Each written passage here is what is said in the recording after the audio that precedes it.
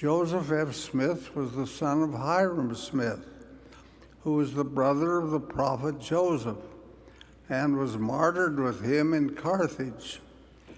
Joseph F. was born at Far West, Missouri, on November 13, 1838. He came out of Missouri as an infant. As a lad not yet 6 years of age, he heard a knock on the window of his mother's home in Nauvoo. It was a man who had hurriedly written from Carthage and who told Sister Smith that her husband had been killed that afternoon. When he was 9, he drove an ox team with his mother across the plains to this valley. At the age of 15, he was called on a mission to Hawaii. He made his way to San Francisco and there worked in a shingle mill to earn enough money to buy passage to the islands. Hawaii was not a tourist center then. It was populated by the native Hawaiians, who were for the most part poor, but generous with what they had. He learned to speak their language and to love them. While serving there, he experienced a remarkable dream. I quote from his narrative concerning this. Said he, "I was very much oppressed when I was on a mission. I was almost naked and entirely friendless, except for the friendship of a poor, benighted people.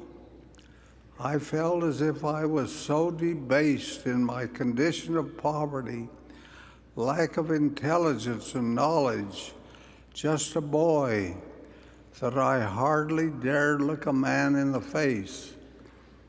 While in that condition, I dreamed one night that I was on a journey, and I was impressed that I ought to hurry with all my might, for fear I might be too late.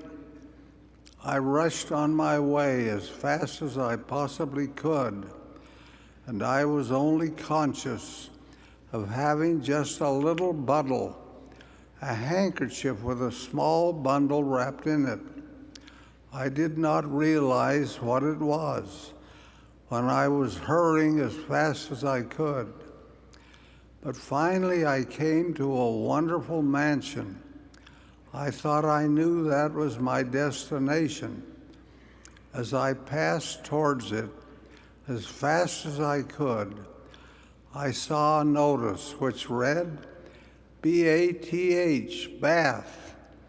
I turned aside quickly and went into the side of the bath and washed myself clean.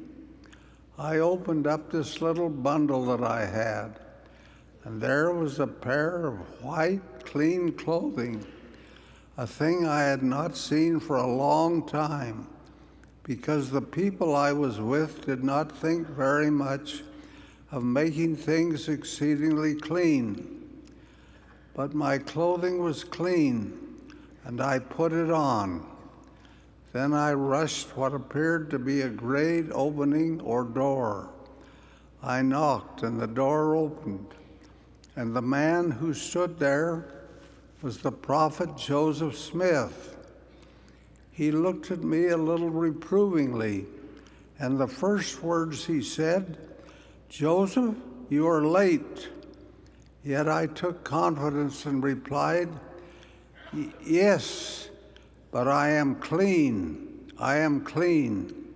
He clasped my hand and drew me in, then closed the great door.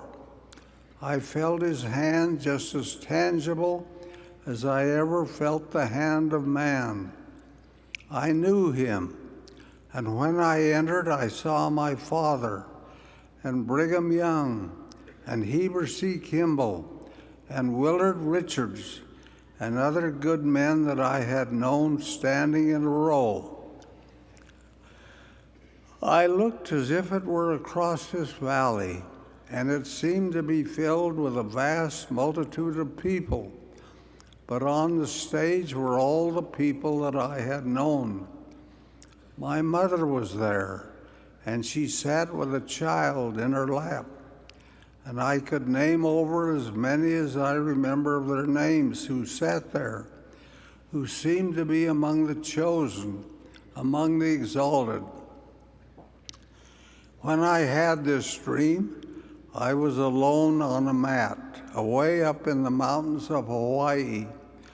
No one was with me, but in this vision, I pressed my hand up against the prophet, and I saw a smile cross his countenance. When I awoke that morning, I was a man, although only still a boy. There was not anything in the world that I feared after that. I could meet any man or child and look them in the face, feeling in my soul that I was a man every whit. That vision, that manifestation and witness that I enjoyed at that time has made me what I am. If I am anything that is good or clean or upright before the Lord, if there is anything good in me, that has helped me out in every trial and through every difficulty. The end of his narrative. The core of that meaningful dream is found in the reproof given by Joseph Smith to young Joseph F. Said the prophet, "Joseph, you're late." Replied Joseph F., "Yes, but I am clean. I am clean." The result of that dream was that a boy was changed into a man. His declaration, "I am clean," gave him self-assurance and courage in facing anyone or any situation. He retrieved the strength that comes from a clear conscience, fortified by the approbation of the prophet Joseph.